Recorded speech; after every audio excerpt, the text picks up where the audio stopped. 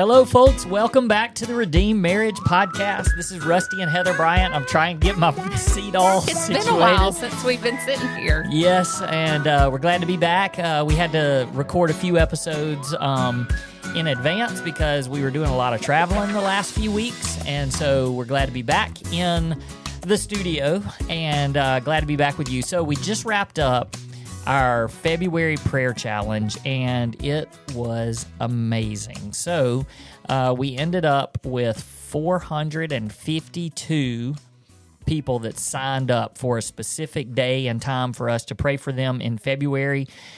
We kept running out of space on our calendar, so we just kept add. And so, I mean, I'm sure we missed people along the way because there were several that would respond or, reach out and say, there's no more dates left, right. And we would add some. And so anyway, it ended up getting up to 452.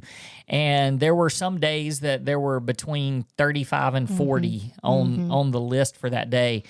But we took the time to pray for each one, and we are just trusting God with those prayers.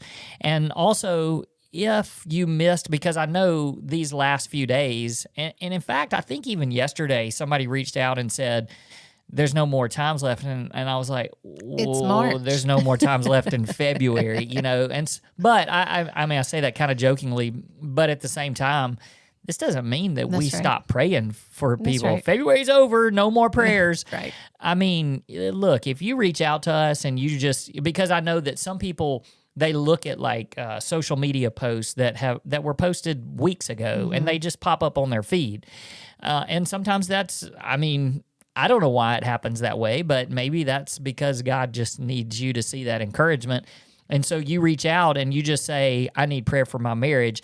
And that's actually happened multiple times over the last week or so. Yep.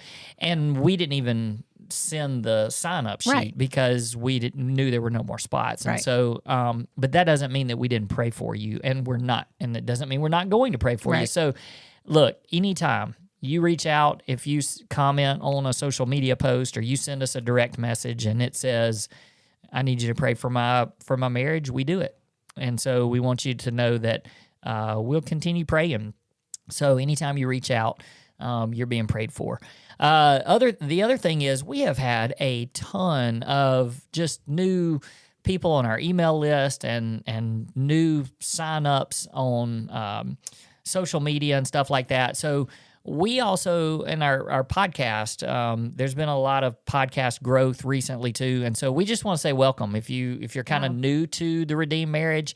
And one of the things that I think that people don't realize that is such a big help, and we don't do this very often or ask people to do this very often, but if you follow us or if you listen to us or have listened to us on Spotify or Apple Podcasts or even on YouTube, it would really help a lot if you would, like on YouTube, just subscribe to our YouTube channel, and then also if you're Spotify or Apple Podcast in particular, if you would give it a rating, click that little 5-star button, assuming we're 5 stars to you, and then also if you just have a moment to leave a review, but. The reason why those things helps, it's not because it makes us feel good, although it does make us feel good, but that's not the reason. There's this weird thing in the world called an algorithm, and I know that some of you hear it and you go, I have no idea what that means. We don't either. But we do know that anytime we get ratings and reviews or people subscribe to our channel on YouTube, all of those things, they actually cause the algorithm to put it in front of more people. And that's the only reason why we ask you to do it. It's not for us. We don't get paid or anything like that from it. It's because we know that just randomly our stuff will get put in front of other people. And so we just want you to help us to get our message of hope out there into the world, and it doesn't cost you anything except a couple of minutes, not even a couple of minutes, literally seconds of your time to click a button. And so, if you would do that, that would bless us. So thanks for that. All right, so today, here's where we're going with our, maybe even our next couple of episodes. We have recently gotten tons and tons of questions that have come in. Now, these come from lots of different things, all right? So we actually have we have like a QR code that people will scan when they come to our event. So if we speak at a public, or speak at some sort of a conference, or speak at a date night, or, speak at somebody's church, there's a QR code and it goes to a place where it literally says, ask us anything. And so people will submit questions, and so we'll get a lot of questions there. We also have a mentoring group that if you've been through our marriage coaching or a retreat or an intensive, you have an opportunity to be a part of our mentoring group, and they meet twice a month on a Zoom call with like a community Zoom call. And one of those is a Q&A session, which is a ton of fun because they are continually submitting questions. And so we get those questions, and we don't have time to answer all of them, and the group answers them. But we don't have time to say all of them, so we kind of bank those up. And then, of course, just through social media, we get questions all the time, or contact form, direct message. So we kind of have this bank of questions that we just feel like from time to time we need to pull out and answer some of those questions. Yep. Now, today in particular, we're just going to do kind of one question because when we were at a recent event speaking, we started to touch on the subject of boundaries. Right. And it was right before a break was supposed to happen. And we were never planning to talk like in detail about boundaries. And as soon as we we kind of were like rushing, and we were like, here's a couple of boundaries that we do. These are important for your marriage. And then during the break, it was like, boom, boom, boom, boom, boom. We had all of these questions. Hey, can you tell us more boundaries? Give us some specifics, all of that. And so we know how important this is and I just think people don't talk about it, and the discussion is probably not healthy when it is. It's more of uncomfortable. There's a lot of blame, a lot of stuff that goes on with boundaries. So I actually went back and looked, and just handy little tool on our website. If you go to our website, there's and you click on our podcast. When you get to the podcast page, there's a search bar. And I actually typed in, just a little while ago, I typed in boundaries, and it pulled up all of the podcast episodes that had to do with boundary. And it's been a year, actually last March, when we talked specifically about boundaries. And so some of you, this might be a refresher, but like I said, we've got lots of new listeners. And so we definitely want to... Well, and we don't want to pretend we haven't learned anything in the past year. Well, that's true. Like there will be lots of, we added 50 boundaries. It's just we've learned how important they are, and maybe some reasoning behind them, because we're constantly learning about marriage and how to do it better. And, when we talk about boundaries, I feel like the number one thing that people think is, great, my spouse gets to control what I do. Yeah. And I am not going to let them control me. And I'm my own person. And I'm a grown-up. I'm an adult. Who are you to tell me what to do and what not to do? And I think that the topic of boundaries gets a bad rap because I firmly believe, 100% believe and know that if we had some of these boundaries in place, I wouldn't have gone down the path that I went. Now, it still takes honesty. It still takes transparency, because you can say, that's the boundary, and yes, I'm following it, but do your own thing. But if I had been transparent and open and been able to journey with somebody that, like we have in place now, people we can be honest with, and obviously each other, we can just be honest with each other, then I don't think I could have gotten to the place that I did. So I'm passionate about boundaries. If you're a listener to us a lot, you hear us say that we still have those boundaries today, and we do. And they don't feel like you're trying to control me. They don't feel like they limit me. I just know that they're there and they're healthy, And I don't think anything of them. Like there's certain boundaries, I'm sure we'll talk about some of them, that you go, oh, that would make me uncomfortable, or that's going to make the other person uncomfortable. Don't care. My marriage is just worth it. So as we talk about these, I want you to think of them not as control, but as protection. Because if you can shift that view from, oh, I'm controlling my spouse, or they're trying to control me, and instead it's protecting our marriage. And, I think about any of you who have children, you give your children boundaries. Like you say, don't step out into the street. Why? Because they could get hit by a car. So as they're playing outside, you say, don't go past this boundary. And that boundary is set not because you're mean or not because you don't want them to have fun, but it's there for their protection. It is there because you say, if you cross this boundary, then you're unsafe. And when we enter into a covenant relationship, God put a boundary around our marriage and said, these are the boundaries. And if you step out of those, then you're unsafe. And so that's what, as we talk about this, whether it takes just this week or next week too, think of them as protection, not as control. That's good. And part of the thing, like going back to our story, I think that it's really important to have the actual conversation with your spouse to understand what the boundaries are, because I think there's just a lot of assumed boundaries. Yeah. And that's the way it was with us. Like, I feel like, along the way, we would hear things and hear people say, hey, it'd be a good idea if you did this or if you didn't do this. And I think that somewhere we adopted those or, thought we adopted those, but we never really talked about it.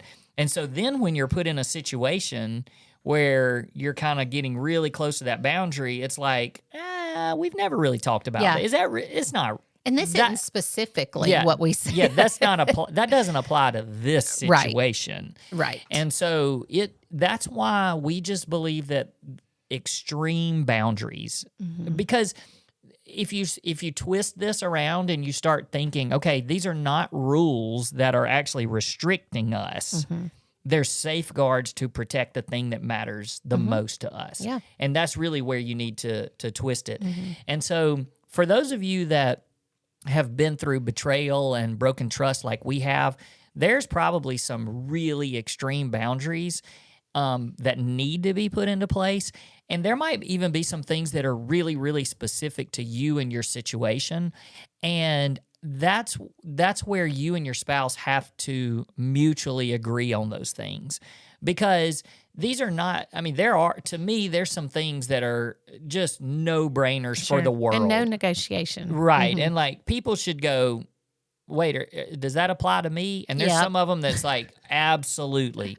But then there's some that maybe it's specific to your situation. Right. So for an example, people have probably heard us talk on here a lot about the gym, and that was an issue, and that some of the relationship that got you in trouble, that's where it sort of fostered there.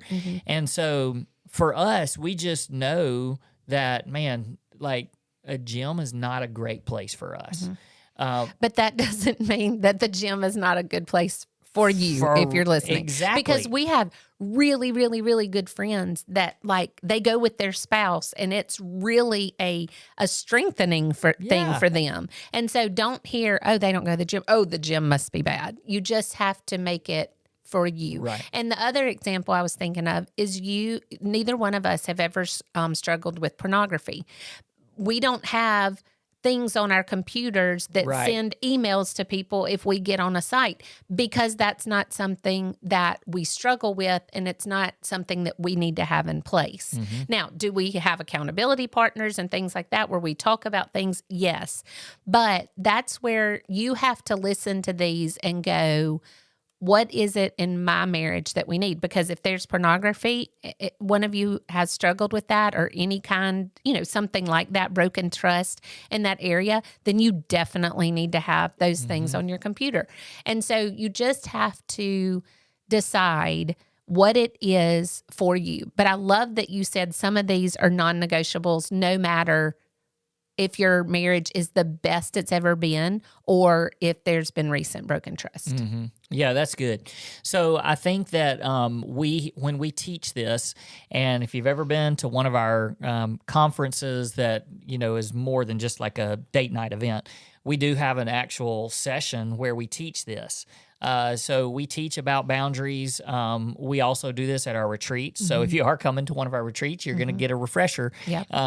But these and we can talk more personally about it then. For sure. But just so you guys know, we kind of have these divided up into categories, and these categories, they definitely overlap each other. And some of them are kind of the same thing, but we like to address them into categories. And so the first one is just the obvious, which is the interactions with the opposite sex.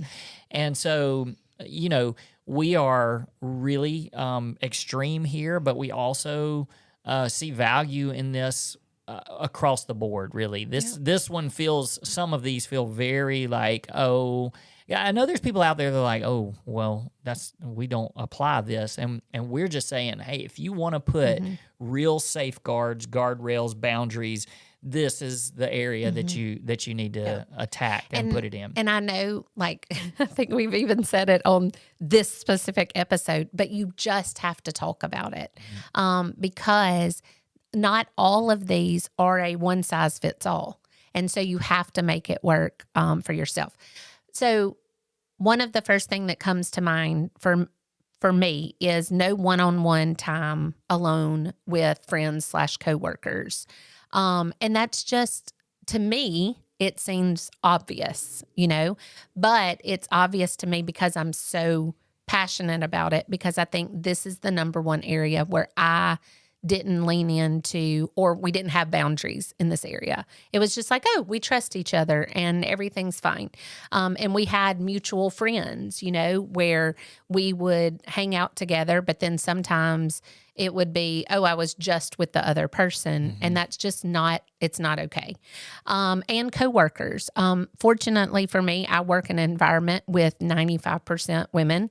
And it's great. But I do have boundaries for when a man, we have 2 or 3 men that work at our school. And if they come in for some reason to my area, I always say, hey, let's step out into the hall. It's just real easy for me to do, and I don't care what other people think.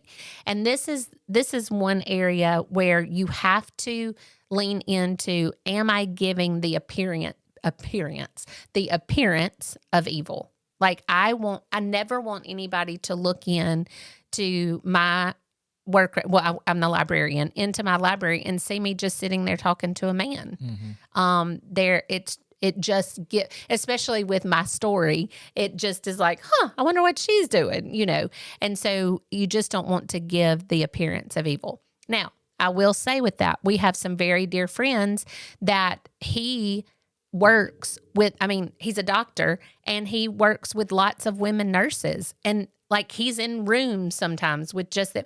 And so that's where the conversation has to come into place, because your job may not look like mine, and you may not be blessed to work with 95% of the same sex as you. And so that's when you have to talk about, what does this look like in our situation? Yeah, and some of those are just like, okay, well, I have to meet with somebody from the opposite sex. So what does that look like, and what is your spouse comfortable with? Leave the door open. Right. Don't, like even in my situation, if somebody from the opposite sex just walks into my office at work, I'm usually the only person there. Right. So we have windows that stay open. People can look in there. I don't have a closed off office. I stay in a big area that's a conference room. It's just things that can protect us from anything. And just like you said, I think this one's really important. If you guys if anybody out there's listening and you have best friends that are like a couple that's your best friends. That's right. I'm telling you, do not be alone with the one that's the opposite sex from or you. texting with them. Yeah, and that's, I mean, no matter how much you love them and trust them, and both of you trust them, you just don't do it, because you know, I mean, I was talking to a friend of mine this week, and like, you can't become an alcoholic if you don't ever take a drink, you know, and I'm not telling people don't take that. This is an extreme thing I'm talking about, but it just reminded me of a conversation that I had. But it's the same thing. You know, you can't develop that relationship that's a secret or emotional, that's hidden, if you don't have ways that you're making it grow into that. So those are really important. Yeah. And it's just being aware of those times, because like I can remember two things. One, I would text with the other person, just the two of us, and that's not healthy. Like, you don't do that. And then the other, I mean, like, even casually, you know, not like, oh, let me text him, but just casually asking a question or anything like that. And then the other thing that I would do is like chat in games. Like, you think it's just kind of this innocent thing. And I'm giving specifics that are embarrassing, but I wouldn't have thought about them before. I would have seen nothing wrong with them before. And so, like, if you play games on your phone and there's a chat feature and you talk to certain people, those are all areas where you just have to go, this is not healthy. It just opens the door to being able to have a conversation or make comments that you wouldn't be comfortable with your spouse seeing. And so that's right there in the friend. I know we're going to talk about, you know, electronics and all that later, but I'm just saying, in the realm of friendship, what do you do to make sure that you're always above board and keeping things out in the open? Yeah, and these are just, you never get into an emotional sharing situation with somebody of the opposite sex, even if they're really good friends. And that's when a lot of times you would need to be, the appropriate thing would be to involve your spouse. You know, even if it's a good friend and the husband needs to talk to the wife about something, well, involve your spouse. So that everybody's comfortable. And it's just one of those things where if you get an email or a conversation with somebody that you work with, like, it's okay to say, hope you had a great weekend, or, you know, something like that, but you're always keeping it professional. It's always professional, because then if somebody says, oh, did you have a great weekend? Or what did y'all do? And then you start getting into the, oh, well, we did this and that, and then back and forth. And that's inviting relational conversation versus professiontional conversation. So, let's talk for a second. Just, you were starting to touch on digital boundaries, but I mean, this is one it's a no-brainer to me. There should be no passwords that are not shared with your spouse. I mean, everybody needs passwords. Like, we have passwords on our phone. Our passwords are the same for my phone and her phone. Our computers have it too, because nobody wants their stuff stolen. And if your stuff's stolen, you don't. Or you have little kids and you don't want them on your phone. So we're not saying don't have passwords. We're just saying that it needs to be shared openly. There's no secrets. I mean, even your different accounts, and, you know, if you have social media and stuff like that, there's nothing hidden. And even to the point where, don't always like be so secretive about your phone. Like, leave it out. Yeah, protective. That's it. Like, leave it out for your spouse, or just put it away. It doesn't always have to be in your hand or in your pocket. And just to make sure that there's just this openness about that. You know, here's the other thing. If you're deleting a text, why? Yeah, that's, I mean, I'm telling you, even if it's just like, ooh, like this one might, you know, there's nothing there, but this one might hurt her feelings, or she might wonder why this person's texting me. No, I'm telling you, if you have deleted a text, you are already playing with fire. Yeah. And you may think, oh, it's no big deal, because now I don't have to deal with it. You are getting close. to crossing a line. If you're deleting text, hiding messages, if you have any sort of an account that your spouse doesn't know about on social media or these gaming things like you mentioned. So, yeah, definitely. These are all just that this is the slippery slope. And it's a slippery slope that's real slippery. Doesn't take long. It doesn't. It doesn't, because you can convince yourself that it's so innocent. Like I can remember conversations that I had with myself that were like, it's not a big deal. He's a friend. It's funny. It's, we're just messing around. It's just, he's a good friend. He's our friend. He was your friend, whatever, and then it's like, and you just kind of convince yourself that it's okay. Yep. And then the next step, and I love that you said slippery slope, because it wasn't even a purposeful step. It's just, I just was sliding down this is fine, this is fine, this is fine, until it wasn't. Yep. And I would also throw in here for the digital boundaries, if you've had trouble with pornography, that this is the time to communicate together and put some sort of software on your phone or on your computer, or both, or whatever, something like the Covenant Eyes. And we don't have a lot of experience in that because it's not something that we've struggled with. But maybe part of the reason why we don't struggle with it is because everything's just kind of open for each other. But we know ministries that are directly, this is a big part of, this is their story. I would even throw out here, because I'll mention them, but if you go to the Liberator podcast, some friends of ours that have a ministry that's specifically about pornography. So check that out, and if you need to reach out to them to find some specific, what they would recommend for something like this. Because it is their story, and they've made that their whole ministry. Yeah. So, and I would ask this question to anybody. We'll wrap up this section with that. But if your spouse picked up your phone right now, what kind of emotions does that stir in you? Do you get nervous? Does your heart beat a little bit faster? Would it be one of those things where you think, well, whatever she or he looks at, it's going to strengthen our trust, or is this going to strain our trust? But really, the question is, for what I'm asking is, if your spouse picks up your phone, what emotional response to that do you have?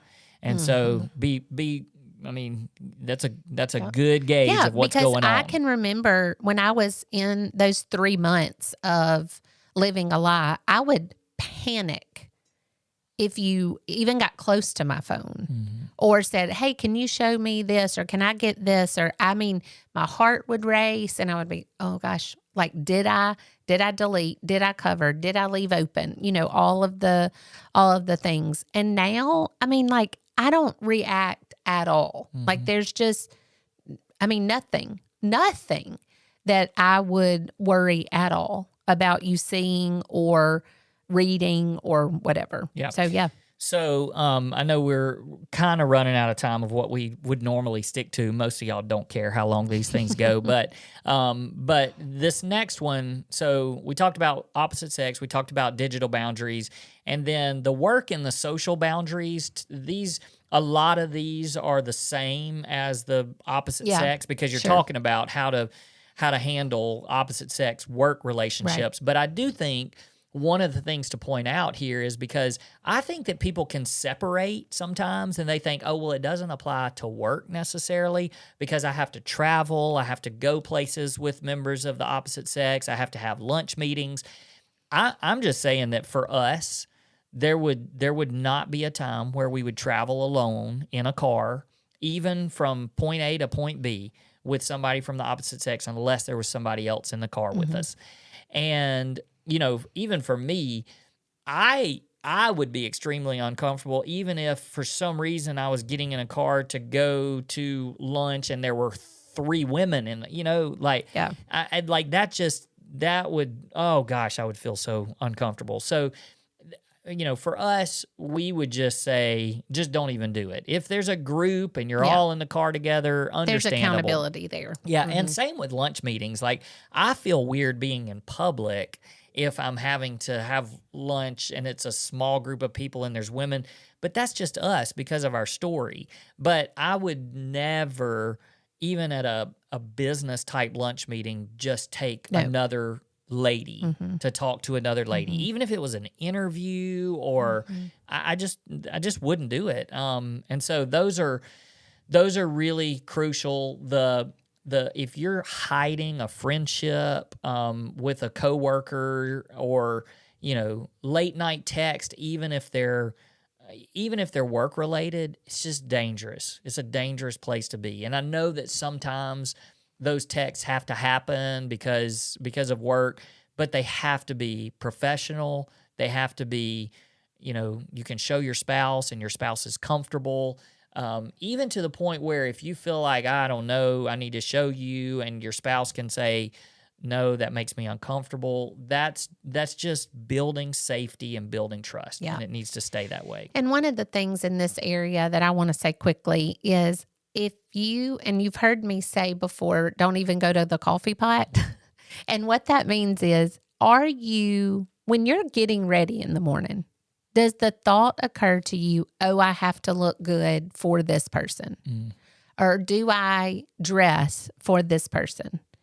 And if the answer is yes, that is a huge red flag. And you need to take that to the Lord and go, okay, God, what's going on in me that this is happening? I didn't work with either one. I didn't work with any of the relationships that were inappropriate for me.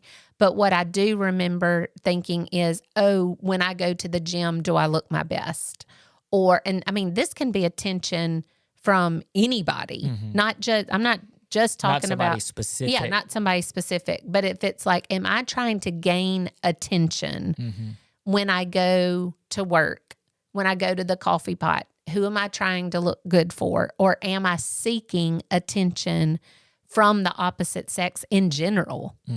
And we all want to look our best and we all want to do a good job. And I'm not saying that there's anything wrong with looking your best. You want to look good and professional and all of those things, because that's a whole nother talk. But anyway, if you're doing it for attention and to gain attention from anybody besides your spouse, then you're in dangerous territory. Yep.